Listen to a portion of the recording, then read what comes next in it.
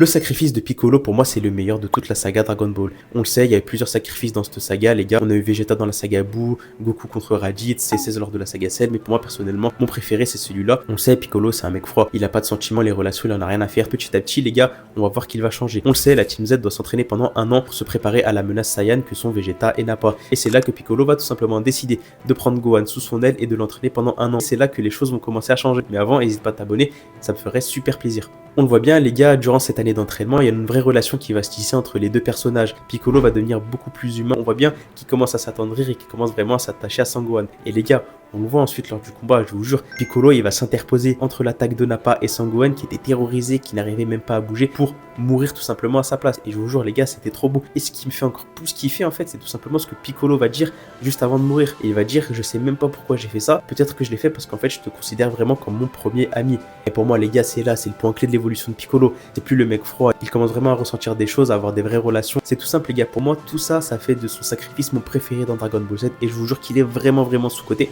Dites-moi pour vous, c'est lequel votre sacrifice préféré?